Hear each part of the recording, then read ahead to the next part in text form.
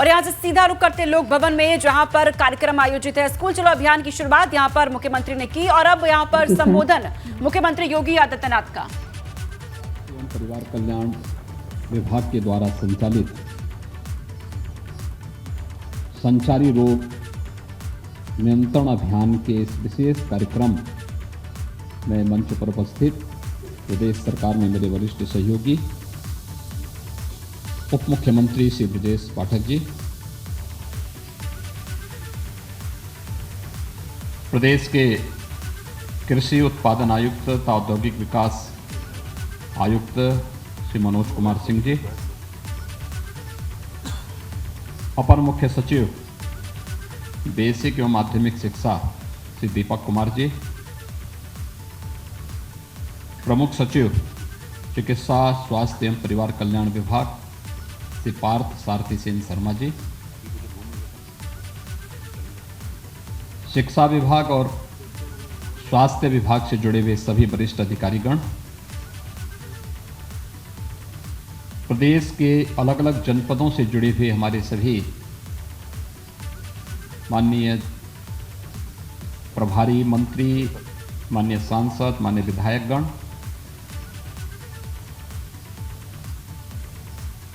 उपस्थित सभी प्रदेश के हमारे शिक्षकगण और प्यारे बच्चों, नए सत्र के लिए मैं आप सबका हृदय से अभिनंदन करता हूं और वर्ष भर में आपका पूरा कार्यक्रम उत्साह और उमंग के साथ आगे बढ़ सके, इसके लिए इन दोनों कार्यक्रमों को एक साथ करते हुए मुझे, इसका शुभारंभ करते हुए मुझे अत्यंत प्रसन्नता की अनुभूति हो रही है। इस अवसर पर मैं इन दोनों कार्यक्रमों के प्रति अपनी शुभकामनाएं आप सबके प्रति व्यक्त करता हूं। हम सब जानते हैं उत्तर प्रदेश देश की आत्मा निवास करती है। उत्तर प्रदेश में प्राचीन काल से ही शिक्षा का और स्वास्थ्य का एक केंद्र बिंदु उत्तर प्रदेश रहा है। अगर शिक्षा के क्षेत्र में आप देखेंगे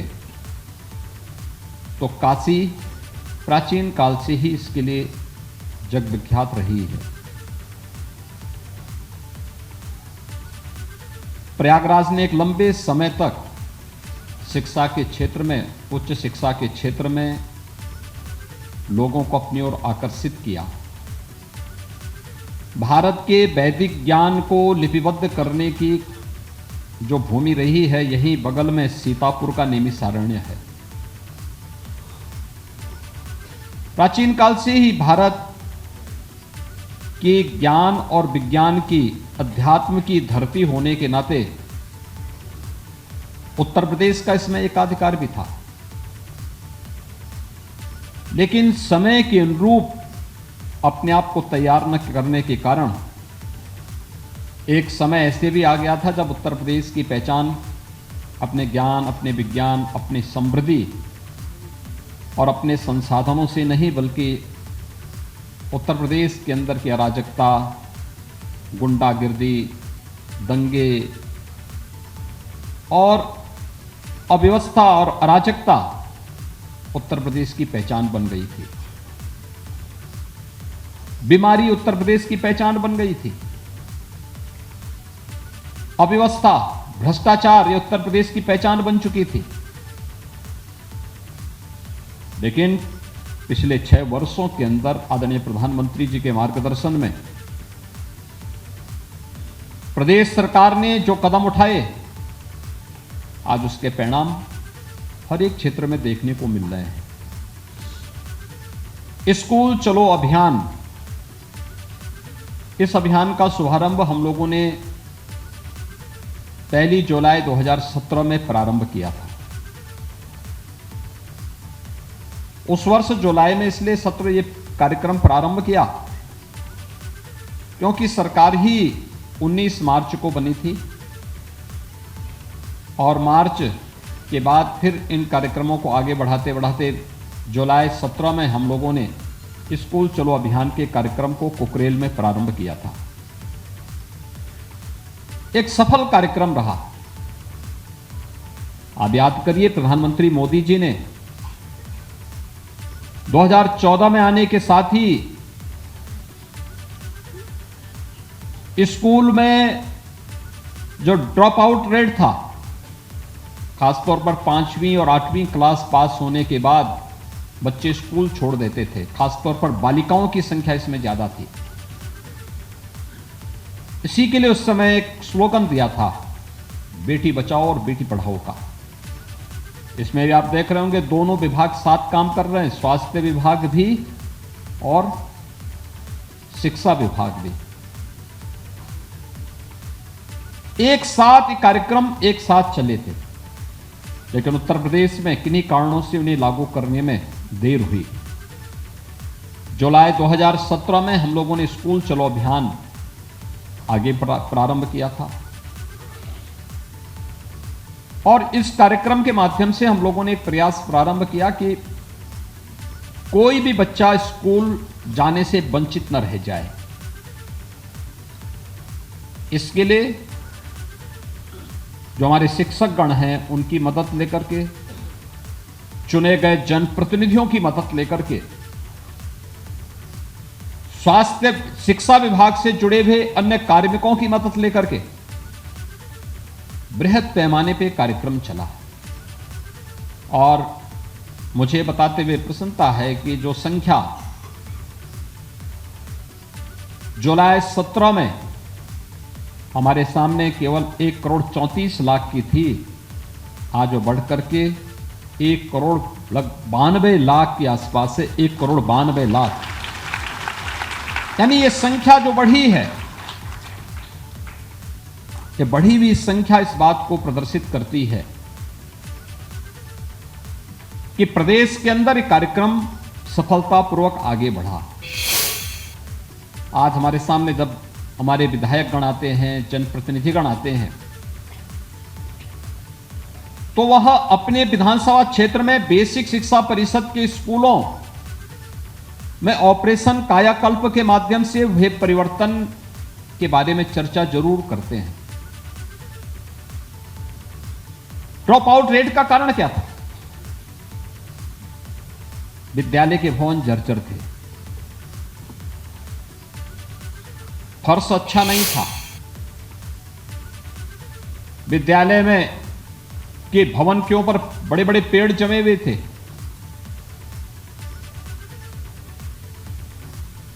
बालक और बालिकाओं के लिए अलग अलग टॉयलेट नहीं थे,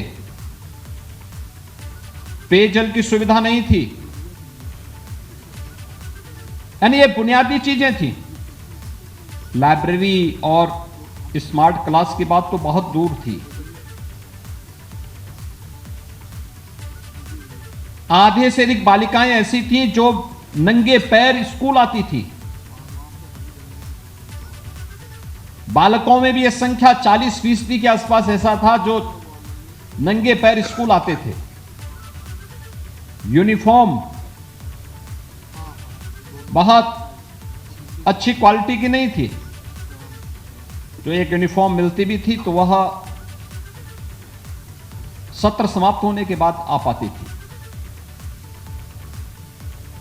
और उस समय मैंने इस बात को महसूस किया कि जिन बच्चों के प्रति हम लोग इतने लापरवाह हैं, यह केवल एक मासूम बच्चा नहीं है, वह हम अपने भविष्य के प्रति लापरवाह हैं।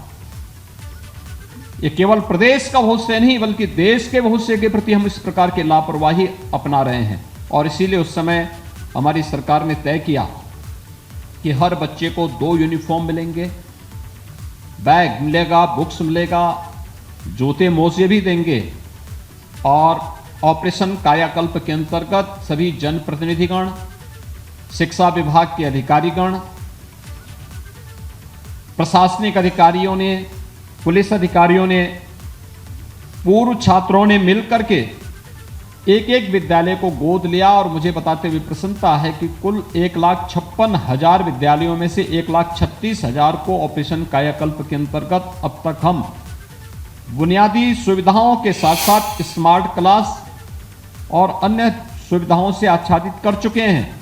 जो शेष 20,000 इस विद्यालय बचे हैं, उन्हें इस सत्र में हम लोग कुछ को गोद लेकर के, कुछ को राज्य के बजट से, कुछ को ग्राम प्रधान निधि से इन कार्यक्रमों से जोड़ने का कार्य हो रहा है। आप अनुमान कर सकते हैं, अब तो पाठ्यक्रम में भी काफी बदलाव आया है। एनसीईआरटी का पाठ्यक्रम बेसिक शिक्षा परिषद अपना रहा है। मानव संपदा पोर्टल के माध्यम से शिक्षकों की उपस्थिति के साथ साथ शिक्षा विभाग के अधिकारियों की उपस्थिति उसके साथ दर्ज हो रही है। निपुण भारत अभियान के अंतर्गत बच्चों के प्रत्येक विद्यालय को, प्रत्येक ब्लॉक विकास खंड को, प्रत्येक जनपद को निपुण विद्यालय, निपुण जनपद, निपुण ब्लॉक घोषित करने का एक प्रतिस्पर्धा, स्वस्थ प्रतिस्पर्धा प्रारंभ हुई है। और शिक्षा के क्षेत्र में जब हम क्वालिटी देने की स्थिति में पहुंच चुके हैं, उसी कार्यक्रम को आगे बढ़ाते हुए आज तमाम कार्यक्रमों को यहां पर लॉन्च भी किया गया है। और मुझे बताते हुए प्रसन्नता, यहां पे निःशुल्क पाठ्य पुस्तकों का वितरण तो 5 बच्चों को हमने किया ही, साथ साथ यहां पर विद्या प्रवेश पर आधारित स्कूल रेडीनेस कैलेंडर एवं शिक्षक मैनुअल का भी यहां पर विमोचन अभी मंच के माध्यम से हुआ है। बालिकाओं को मिशन शक्ति के अंतर्गत रानी लक्ष्मीबाई आत्मरक्षा प्रशिक्षण मॉड्यूल के विमोचन के साथ साथ इस प्रशिक्षण कार्यक्रम का भी उद्घाटन का कार्यक्रम यहां पर संपन्न हुआ है। निपुण भारत अभियान के अंतर्गत छात्र छात्राओं को रिपोर्ट कार्ड भी यहां पर वितरण के ढेर सारे कार्यक्रम एक साथ यहां पर आयोजित हुए हैं। ये कार्यक्रम बताते हैं हम एक सकारात्मक दिशा में आगे बढ़े हैं और बेसिक शिक्षा परिषद और शिक्षा क्षेत्र में जो परिवर्तन हुए हैं, आप अनुमान करिए कि बेसिक और माध्यमिक शिक्षा में ही हम लोगों ने 1,60,000 शिक्षकों की तैनाती की, उनकी नियुक्ति दी, उन्हें फिर से शासकीय तैनाती दी। यानी 1,60,000 स्कूल बताते थे कि 1,60,000 शिक्षकों की तैनाती इस बात को प्रदर्शित करती है कि यहां पे इतने शिक्षक थे ही नहीं, और इनको वहां पर नियुक्ति पत्र देने के साथ जो कार्यक्रम आज आगे बढ़े हैं, उसके परिणाम हम सबके सामने हैं। और आज इसीलिए स्कूल चलो अभियान जब प्रारंभ हो रहा है, अगले 1 महीने तक ये कार्यक्रम चलेगा। इसमें हमारा दायित्व तो बनता है कि हर शिक्षक, हर प्रधानाचार्य, जिस ग्राम पंचायत में स्कूल है या जिस वार्ड में स्कूल है, वहां के सभी मानदंडों के साथ, ग्राम पंचायत है तो ग्राम पंचायत, ग्राम प्रधान के साथ साथ उनकी पूरी पंचायत के साथ में बैठक करें, उनका सहयोग भी लें, अभिभावकों की भी बैठक लें।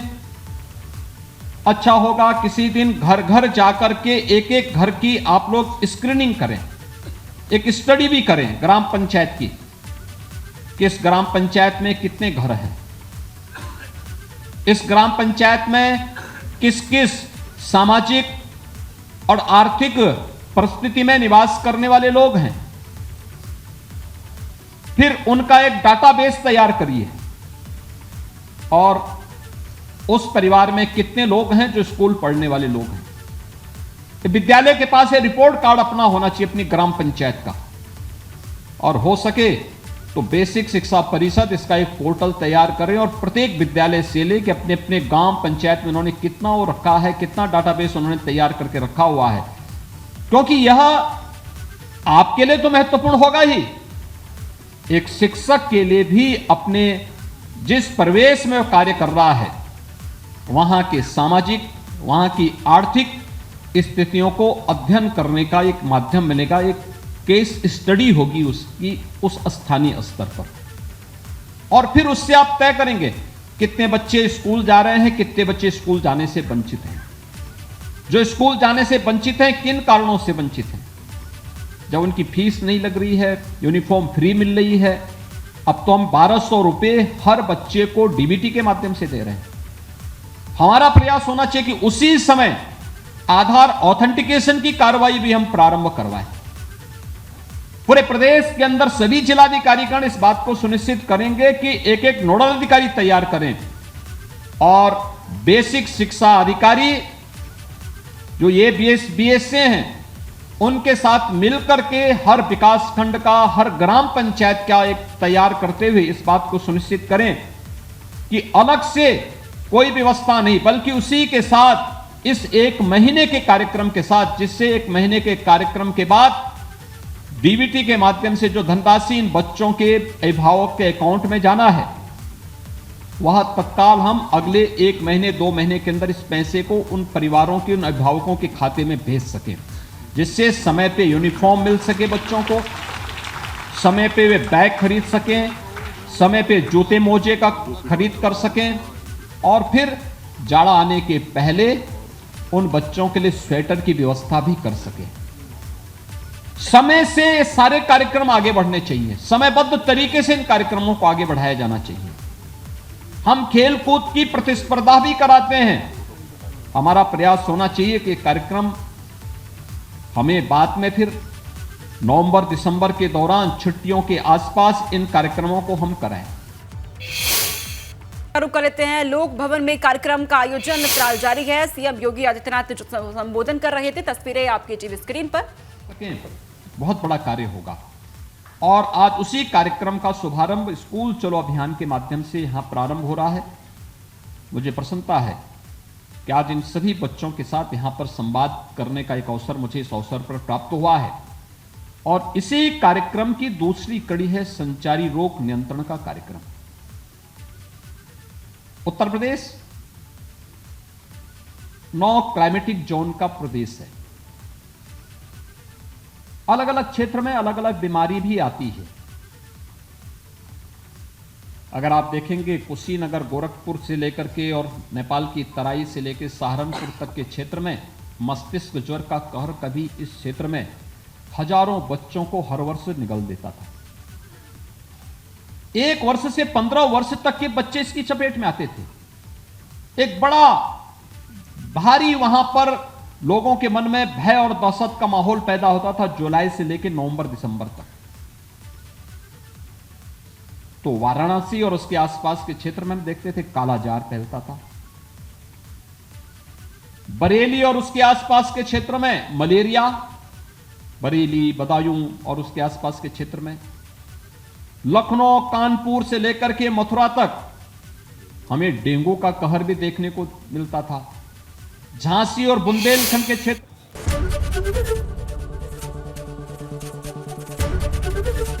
एबीपी गंगा, खबर आपकी, जुबान आपकी।